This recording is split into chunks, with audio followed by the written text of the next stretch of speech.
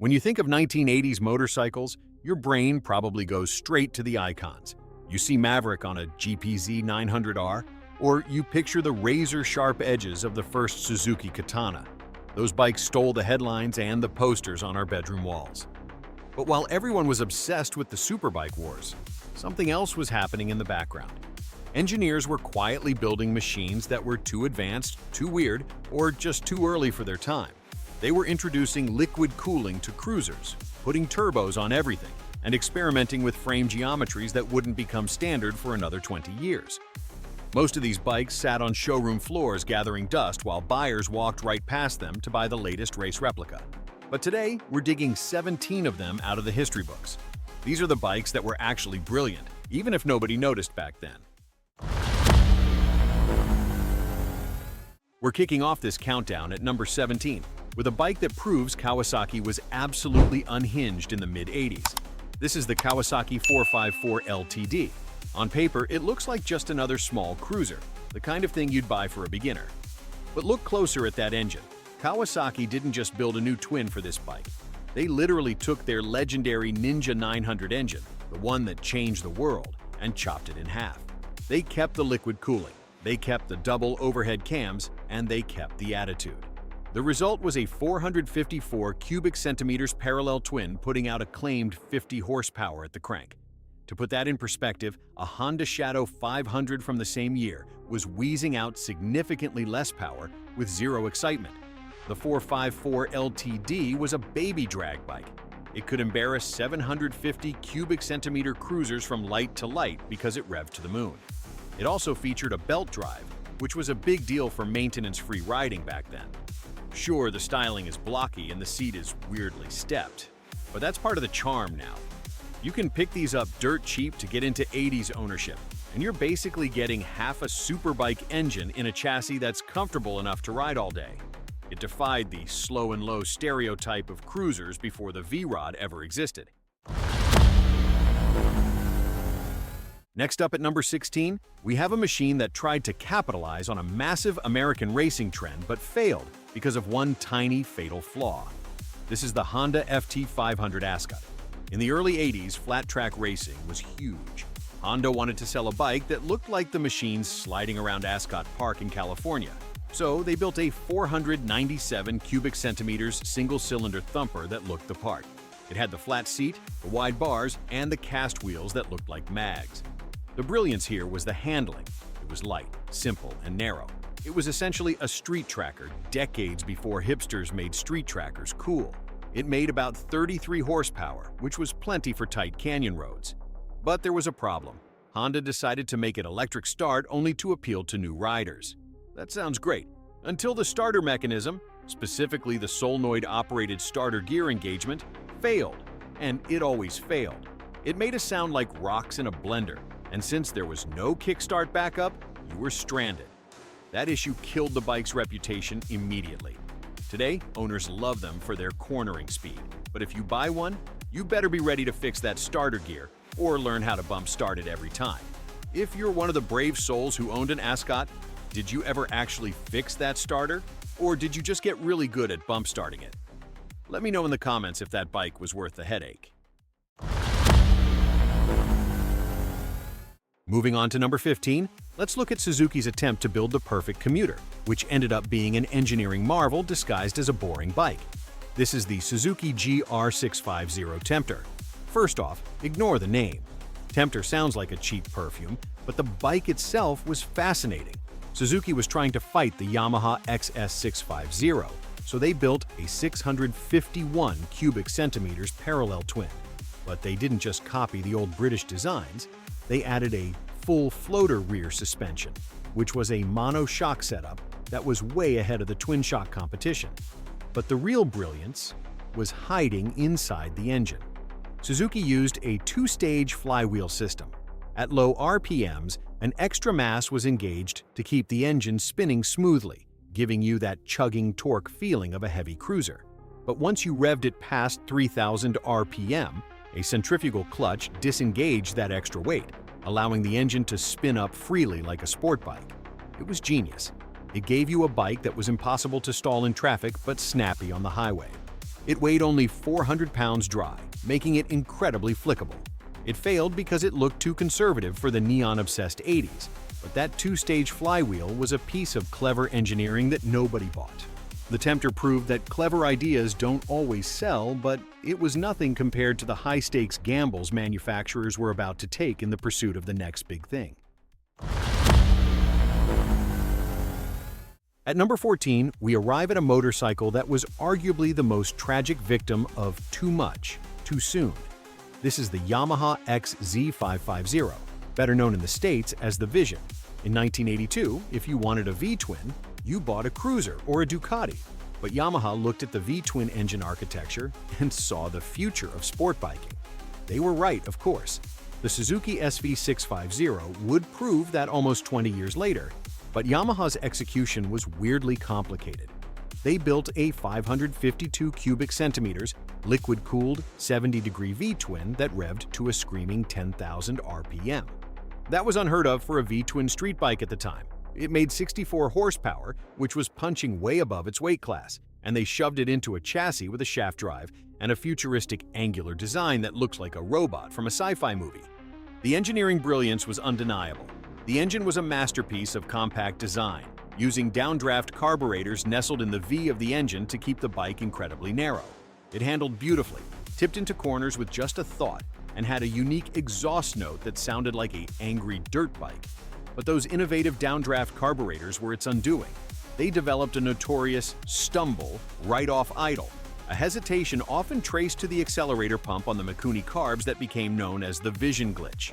You'd crack the throttle at a stoplight, the bike would cough, and you'd look like an amateur. Yamaha eventually fixed it, but the reputation was already destroyed. Today, a cult of owners keeps them alive, insisting that once you sort the carbs, it's the best handling middleweight of the decade. Moving to number 13, we have a bike that proves you don't need massive displacement to be brilliant. You just need a belt. This is the Kawasaki GPZ 305. When you hear GPZ, you think of the 550, the 750, or the legendary 900. You think of Top Gun and drag strips. You don't think of this little 306 cubic centimeters air-cooled twin. But in 1983, this was the entry point into that legendary family. And it wasn't just a sticker package. Kawasaki took their utilitarian commuter engine and reworked it with high-compression pistons and bigger valves, squeezing out enough power to actually hit the ton, 100 miles per hour, on a good day. For a 300 cubic centimeter bike in the early 80s, that was serious business. The real brilliance, however, was the drivetrain. Kawasaki fitted it with a Kevlar belt drive. In an era where chains stretched, rusted, and flung grease all over your rear wheel, the belt was a revelation. It was silent, required zero adjustment, and lasted forever. Combined with a 6-speed transmission, another rarity for small bikes, it made the GPZ 305 an ultra-reliable lightweight tourer. It was marketed as a beginner bike, which means most of them were dropped, thrashed, and left to rot in backyards. Finding a clean one today is nearly impossible, but if you do, you'll find a machine that handles on a dime and costs pennies to run. It was the smart choice that nobody wanted to make because it wasn't a big bike. But if the GPZ was about efficiency, number 12 is about pure, unadulterated 80s excess. This is the Honda CX650 Turbo. The turbo wars of the early 80s were a brief, feverish period where all 4 Japanese manufacturers lost their minds and slapped turbochargers on mid-sized engines. Most were terrible, laggy, heavy, and complicated.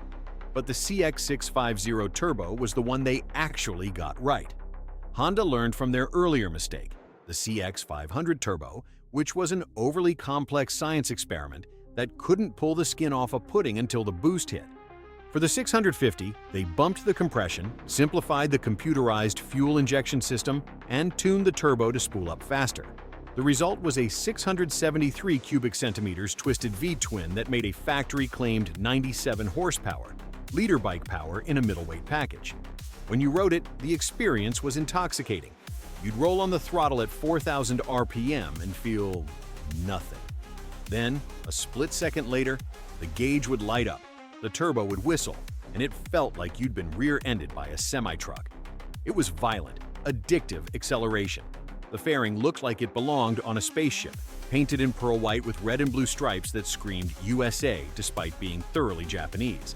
It was only sold in 1983, killed off by high insurance rates and a price tag that could buy a small house. It remains the absolute peak of the turbo era, a brilliant, complicated, fast machine that answered a question nobody asked. While some engineers were busy bolting turbos to everything, others were looking across the Atlantic at European sophistication, trying to build bikes that valued soul and industrial design over raw boost. We are moving away from the turbo madness and into a strange period where Japanese manufacturers became obsessed with Europe. They weren't just trying to beat the Italians and Germans on the racetrack. They wanted to beat them on the street with sophistication, industrial design, and touring capabilities that defied the typical UJM mold. At number 11, we have a machine that confused absolutely everyone when it launched, but today looks like a stroke of genius. This is the Yamaha XV920R. In the States, we knew the 15 engine as the heart of the Virago cruiser, a relaxed, chrome-laden V-twin. But Yamaha Europe had a different idea. They took that 920 cubic centimeters air-cooled V-twin and shoved it into a sport touring frame with aggressive ergonomics. The result was a torque monster that predated the Ducati Monster concept by over a decade. It was industrial, raw, and utilitarian in a way that Americans just didn't understand in 1981. The engineering quirks here are legendary. First, look at the drive chain. You can't see it. That's because it's fully enclosed in a lithium grease bath inside a magnesium casing. Yamaha was trying to solve the maintenance headache of chains before O-rings were standard, essentially trying to mimic the reliability of a shaft drive with the weight of a chain. Then there was the headlight, a massive 8-inch round Cyclops beam that looked like it came off a locomotive. And the dashboard? It was a floating pod with a liquid crystal display that looked like a calculator from a sci-fi movie. It was weird, it was tall, and it vibrated like a tractor, but it had soul. Today, custom builders hunt these down relentlessly, because if you strip off the 80s plastic, you have a beautiful, stressed member V-twin that looks incredible as a cafe racer. Coming in at number 10 is a bike that proves you can have your cake and eat it too, provided you don't mind being a little controversial. This is the Suzuki GS650G Katana. Now, purists will scream that this isn't a real Katana like the 1100 or the 1000. But that's exactly why it's on this list. The big Katanas were terrifying, uncomfortable rack stretchers designed by Hans Muth and Target Design in Germany to shock the world. The 650G was the bike you could actually live with. It took that same radical, sharp-edged styling, the tank that flows into the seat, the two-tone seat leather, the angular fairing, and wrapped it around a bomb-proof shaft drive middleweight. The brilliance of the 650G was that it was a sheep in wolf's clothing. It had a 673 cubic centimeters inline 4 that was smooth and torquey, paired with a shaft drive that required zero maintenance. It featured Suzuki's anti-dive forks, a very 80s piece of tech that used brake fluid pressure to stiffen the front suspension during hard stops. While the system was numb, it looked high-tech. You got the street cred of riding a Katana, one of the most iconic shapes in motorcycle history, but you didn't have to deal with chain lube or a riding position that folded you like a pretzel. It's the forgotten Katana, often available for a fraction of the price of its big brothers, yet it captures the 80s aesthetic perfectly. Before we move into the single digits, let's take a quick breather.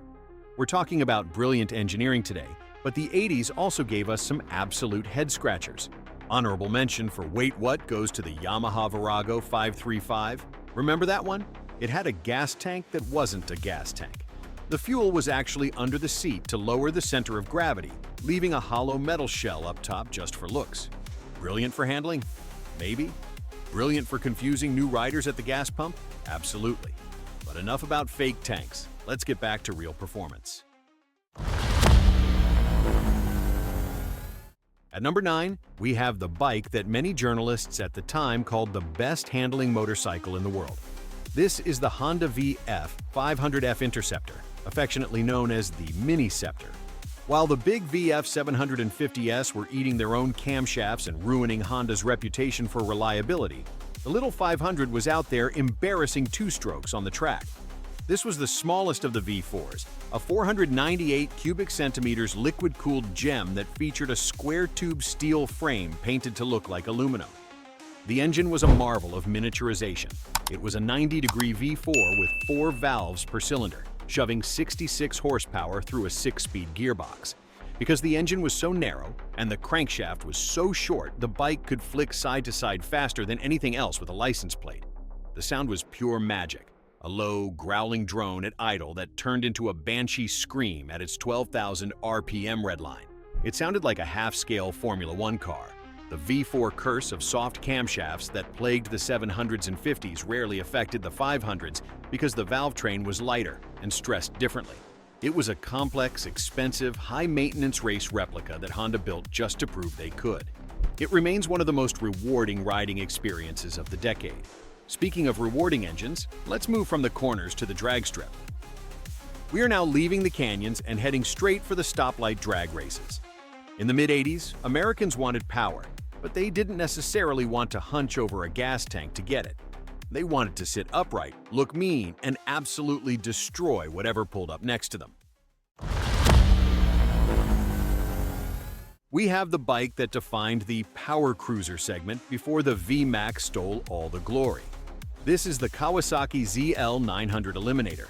Just look at the name, Eliminator. It wasn't trying to be friendly.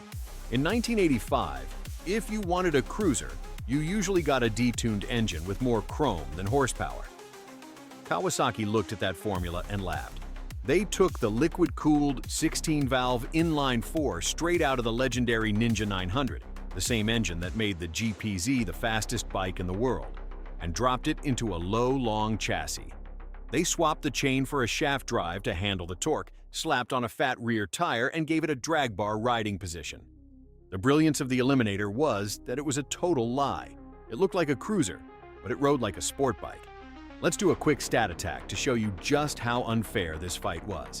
In 1985, the Harley-Davidson Sportster 883 made about 46 horsepower and ran the quarter mile in roughly 14.5 seconds.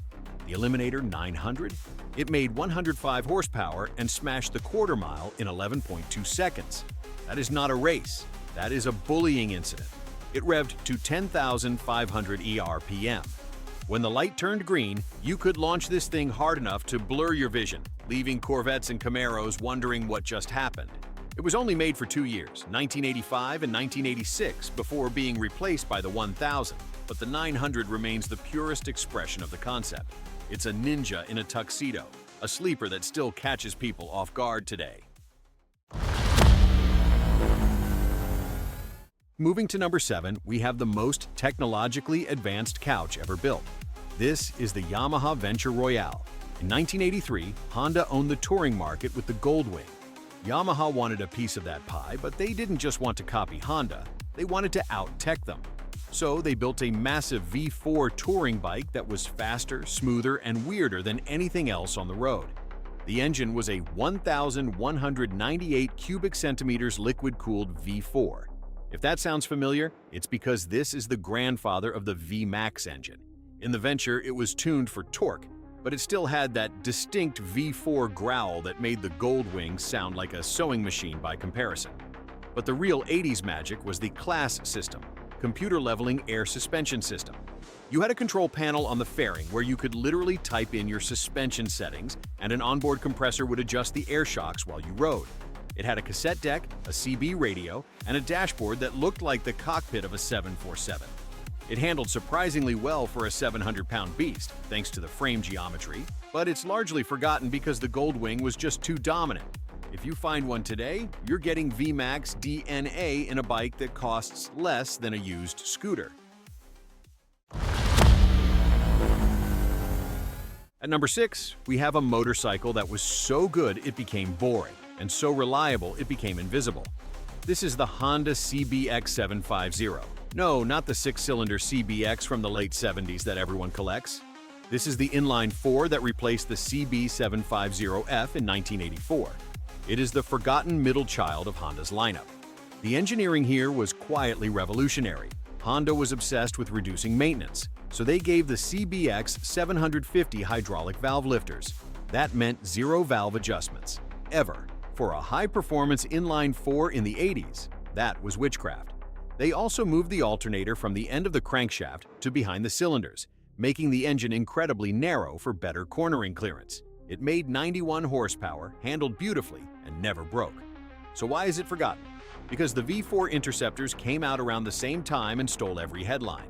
The Interceptors were the race bikes. The CBX was just the really good motorcycle. It didn't have a cool nickname, it didn't win Superbike championships, but it was arguably the better street bike. The CBX750 was the peak of the more is more philosophy. But as the decade drew to a close, a counterculture was brewing, one that traded cylinders and plastic fairings for pure, minimalist riding joy. We are entering the top 5 now, and the theme is shifting.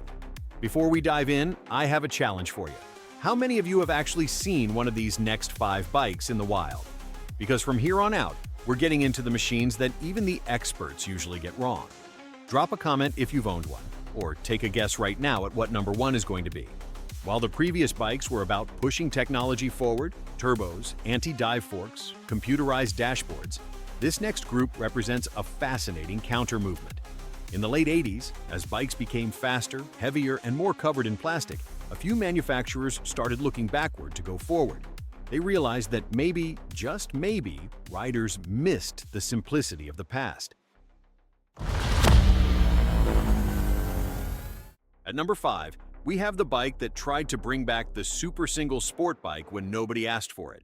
This is the Yamaha SRX600. In 1986, if you walked into a dealership, you were surrounded by screaming inline-4s. And then, sitting in the corner, was this slender, beautiful machine with a big 600 cubic centimeter single-cylinder engine sticking out of a narrow steel frame. It was a masterpiece of minimalism. Yamaha took the engine from the XT600 Dual Sport, tuned it for the street, and geared it for torque. The brilliance of the SRX600 wasn't in its top speed, which was barely over 100 miles per hour. It was in the corners. The bike was incredibly narrow. It felt like you were riding a bicycle with a rocket strapped to it. It had high-end components like dual disc brakes up front and piggyback reservoir shocks in the rear. It was a canyon carver's dream, capable of embarrassing much larger bikes simply because it carried so much corner speed. But Yamaha made one fatal mistake that killed the bike in the US market instantly. They didn't give it an electric starter. In 1986, American riders had moved on. Kickstarting a high-compression 600 cubic centimeter single was a ritual, sure, but it was also a sweating, swearing nightmare if you stalled at a traffic light. Dealers couldn't give them away. Today, however, the SRX is a design icon. Prices are skyrocketing because we finally appreciate what Yamaha was trying to do: create a pure, unadulterated connection between the rider and the road. If the SRX was a nod to the past, number 4 was a full-blown love letter to it. This is the Honda GB500 Tourist Trophy. When Honda released this in 1989 and 1990, people were genuinely confused. It looked like a 1950s Norton Manx that had been time-traveled into a Honda showroom. It had clip-on handlebars, wire-spoke wheels, a solo seat cowl, and deep black-green paint with gold pinstriping. It was arguably the most beautiful motorcycle Honda ever produced. The specs were modest: a 498 cubic centimeters air-cooled single derived from the XBR 500, making about 33 horsepower. But the brilliance was the execution. Honda captured the feeling of a vintage British racer without the oil leaks or the Lucas, Prince of Darkness electrics. It handled telepathically, diving into turns with just a shift of your hips. But just like the SRX, it was a sales disaster. In 1989, riders wanted the CBR 600 Hurricane.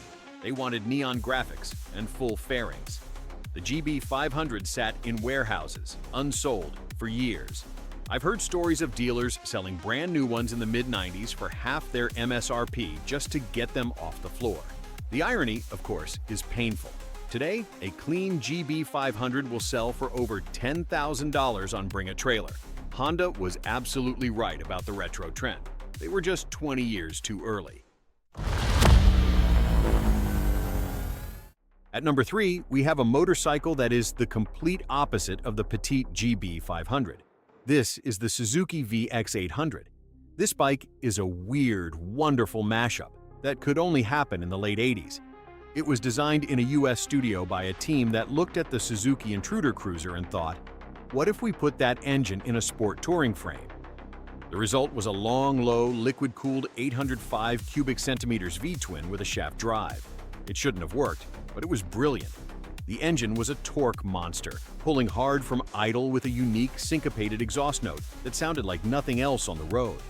Because the wheelbase was so long, it was incredibly stable on the highway, yet slim enough to split lanes effortlessly. It looked like a stretched-out naked bike, with a beautiful exposed frame and a clean, uncluttered look. It was reliable as a farm implement. That intruder engine is practically unkillable and comfortable enough to ride across the country. It failed because it didn't fit into a neat category. Was it a cruiser, a sport bike, a tourer? Buyers didn't know, so they ignored it. But for those who bought one, the VX800 remains one of the best all-around street motorcycles ever made. And that brings us to the final two, the absolute peak of why didn't you buy this? At number 2, we have the most significant engine of the decade wrapped in a bike everyone ignores. This is the Yamaha FZ750. In 1985, while Suzuki was obsessing over making frames lighter with the GSX-R, Yamaha was reinventing internal combustion.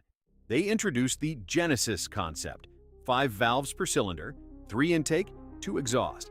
It sounds like engineering overkill, but think of it this way. Trying to get air into a normal engine at high RPM is like trying to breathe through a cocktail straw while running a marathon. The 5-valve head was like breathing through a fire hose. It allowed for a steep 45-degree cylinder bank angle and a straight-shot downdraft intake that shoveled air into the engine like a furnace. The result was a 749 cubic centimeters inline-4 with massive linear torque and a screaming top end that felt electric. It was the future, hidden in plain sight. It was brilliant, but the GSX-ER 750 launched the same year and stole the spotlight because it looked like a race bike. The FZ was a sophisticated street weapon, and that 5-valve DNA powered Yamaha sport bikes like the R1 for the next 20 years. And finally, at number 1, the ultimate misunderstood masterpiece, the Honda NT650 Hawk GT. In 1988, Honda dumped this poor man's Ducati onto a market that didn't understand it. It was a naked 647 cubic centimeters V-twin with a massive aluminum frame and a single-sided swing arm licensed from Elf Racing in Europe. It predated the Ducati monster by years. It was expensive to build, expensive to buy, and slow in a straight line compared to a cheaper Hurricane 600. So naturally it flopped hard. But the handling? It was telepathic. It was a race-spec chassis with a soulful, unkillable engine. Today, it's a massive cult icon, proving that spec sheets don't measure joy. It is the perfect 80s motorcycle. Expensive tech, totally misunderstood at the time, and absolutely brilliant to ride. The 1980s weren't just about plastic fairings and neon graphics. These 17 bikes proved that manufacturers were willing to take massive risks on turbos, big singles, and strange engineering just to see what worked. If you see one of these for sale, buy it before the rest of the internet figures out what they are. Subscribe for more deep dives into motorcycle history.